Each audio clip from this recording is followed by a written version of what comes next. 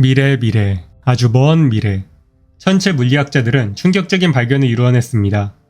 태양 내부의 수소가 헬륨으로 전환되는 속도가 빨라지고 있었습니다. 이대로면 태양의 중심부에서 헬륨 성광이라 불리는 격렬한 폭발이 일어날 것이고, 태양은 적색 거성이 되어 지구를 덮어버릴 것입니다. 한번 망가진 태양은 인류의 모든 역사를 합친 것보다 수천 배 긴 시간 동안 지구를 덮어버릴 것이고, 태양계에 그 어떤 인간도 생존할 수 없을 것입니다. 그리고 이 현상이 일어나기까지 약 400년 정도가 남았습니다. 인간들은 태양으로부터 벗어나기 위해 몇 가지 계획을 세웠습니다. 가장 먼저 떠올릴 수 있는 것은 인간이 살 수 있는 다른 행성으로 이주하는 것입니다. 하지만 유감스럽게도 인간이 생존 가능한 지구에서 가장 가까운 행성은 여기서 850광년 떨어져 있었습니다. 인간이 운용할 수 있는 가장 빠른 우주선으로도 17만 년이 걸리고, 당연히 인간은 17만 년 동안 생태계를 유지할 수 있는 우주선을 만들 능력이 없었죠. 때문에 인간들은 다른 방법을 찾아야 했습니다. 지구와 환경이 비슷한 행성을 찾아가려면 850광년을 날아가야 하지만, 태양과 비슷한 항성은 불과 4광년 거리에도 존재합니다. 바로 프록시마 센타우리. 프록시마라는 단어가 붙은 것에서 알 수 있듯 지구에서 가장 가까이에 존재하는 항성입니다. 물론 여기에는 지구와 비슷한 환경의 행성이 없었지만, 생존에 집중한 인간들은 마침내 답을 찾아냈습니다. 태양계에는 지구가 있고 프록시마 센타우리에는 지구형 행성이 없습니다. 그러니 지구의 에베레스트 산보다 큰 엔진 12,000개를 달아 지구째로 태양계를 빠져나가는 것입니다. 이들의 계획은 총 5단계로 이루어졌습니다. 1. 지반이 튼튼한 북미와 아시아에 엔진을 설치한 뒤 지구의 자전과 반대 방향으로 작동시켜 회전을 중단시킨다. 2. 엔진을 최대한 가속시켜서 지구를 태양으로부터 탈출시킨다. 3. 아시아 쪽 엔진을 이용해 프록시마 센타우리를 향해 날아간다. 4. 프록시마 센타우리와 충분히 가까워지고 나면 반대쪽에 있는 북미 엔진을 가동시켜 감속한다. 5. 프록시마 센타우리의 궤도에 자리 잡아 그곳에서 새로운 삶을 산다. 그렇게 인간들은 모두가 하나가 되어 지구를 유랑시키기 위한 준비를 시작했습니다.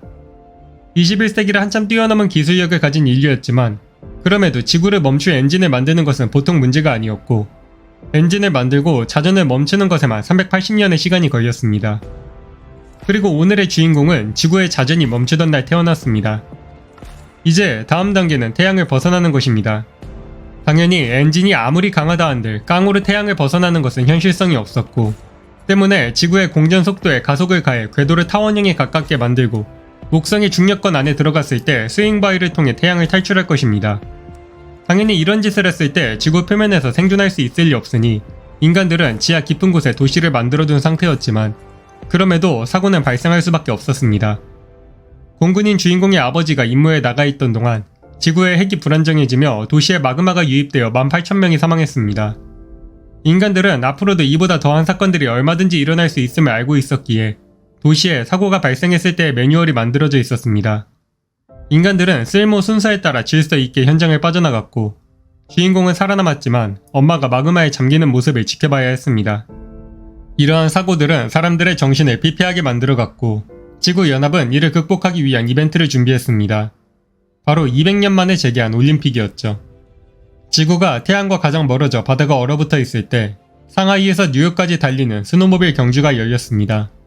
태평양을 가로지르는 거대한 경주 특성상 경주가 진행될수록 주인공과 경쟁하던 선수들은 앞으로든 뒤로든 더 이상 보이지 않을 정도로 격차가 벌어져 갔고, 주인공은 얼어붙은 태평양 한복판에서 고독을 느끼던 중 한 여자 선수와 우연히 만났습니다. 여성팀은 남성팀보다 12시간 먼저 경기가 시작되었기에 일반적인 상황이라면 마주치지 못하는 게 정상이었지만, 카요코는 하필 스노모빌이 어디 박혀서 망가지는 바람에 이도저도 못하고 있었습니다. 하지만 이 경기가 우주로 나아가는 인간의 의지를 상징하고, 지구는 우주 어디에서도 도움을 요청할 수 없다는 이유로 혼자 힘으로 스노모빌을 고치려 드는 소년 만화 주인공스러운 마인드로 버티고 있었죠.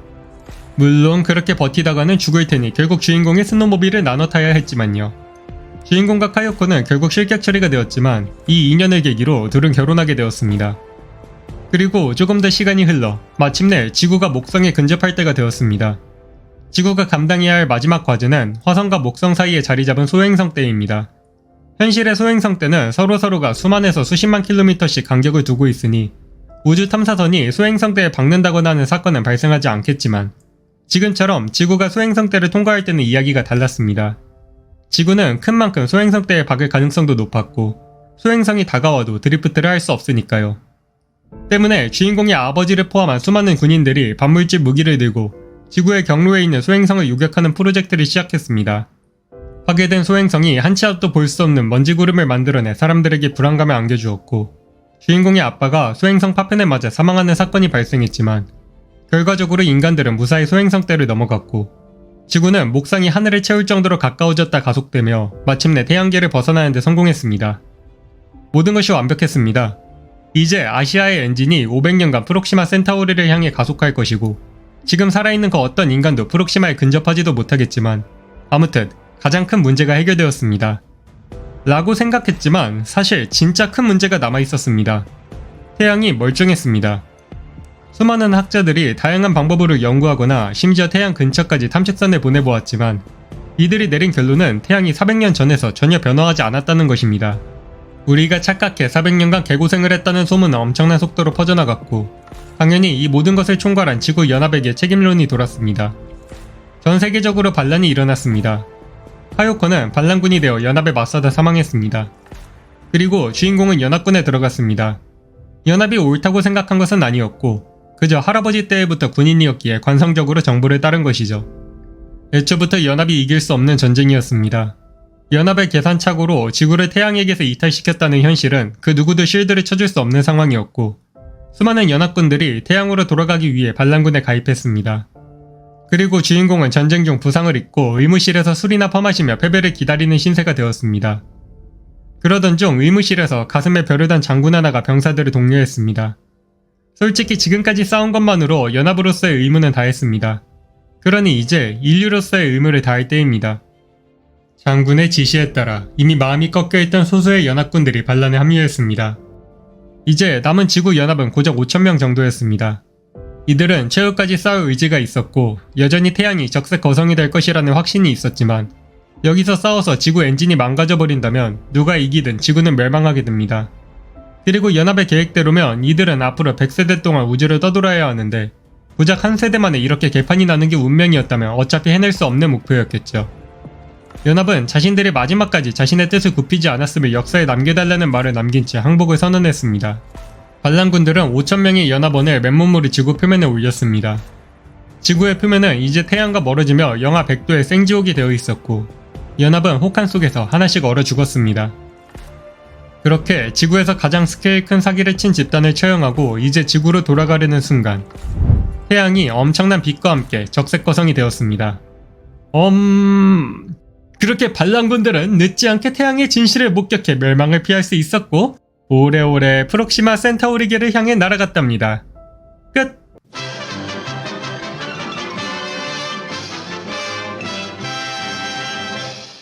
제 채널은 영상을 끝까지 시청해주시는 여러분들과 저를 위해 후원해주시는 이분들의 힘으로 운영되고 있습니다. 유랑지구는 50페이지 정도의 짧은 단편으로 삼체를 쓴 리치신이 본격적으로 이름을 날리게 만든 작품이기도 합니다. 다만 실제로 인간의 힘으로 지구를 저렇게 움직인다는 건 소설 속 수준의 출력보다도 훨씬 강한 힘이 필요하고, 작가님도 이런 거대한 세계를 인간이 움직일 수 있겠냐는 식의 이야기를 했다고 하는데요. 삼체 때도 그런 극한의 환경에서 삼체같이 발전된 문명이 만들어지는 것은 불가능할 것 같지만 삼체 외계인들의 절박함을 표현하기 위한 연출이었다는 식의 이야기를 했다고 들었는데, 그것이 소설이니까. 반란에 합류한 카요코도 죽고 끝까지 소신을 지킨 연합도 죽어버린 채 그 사이에서 소신이 아니라 주변 환경에 떠밀려다닌 주인공이 살아남아 버린 건, 결국 살아남는 건 옳은 선택을 한 사람도 자신의 소신을 지킨 사람도 아닌 그저 운이 좋은 사람일 뿐이라는 느낌이 들었네요. 어차피 살고 죽는 게 운에 걸려 있다면 살고 싶은 삶을 사는 게 멋지지 않은가? 이 영상을 만들면서 유랑지구 영화도 봤는데 지구로 옮긴다는 점을 빼면 너무 많은 점이 달라서 딱히 참고는 되지 않았네요. 넷플릭스에 있긴 한데 소설의 장면을 상당한 CG로 보여줬다 정도를 제외하면 고만고만한 느낌이었습니다. 물론 이거랑 비교하면 다크나이트긴 하지만... 마지막으로 삼체는 SF계의 노벨상이라 불리는 휴고상을 받으면서 본격적인 이름을 알리게 되었는데요. 그런데 휴고는 누구일까요? 그래서 다음 영상은 휴고상의 진정한 주인 휴고 건지백 작가님의 소설을 한번 가져와 보겠습니다. 라고 하면서 늦어질 수도 있습니다. 웃는 남자는 혹성 탈출을 먼저 할 수도 있고. 아무튼 영상이 마음에 들었다면 구독과 좋아요로 응원해주시고 저는 더 좋은 영상으로 돌아오겠습니다. 그럼 안녕.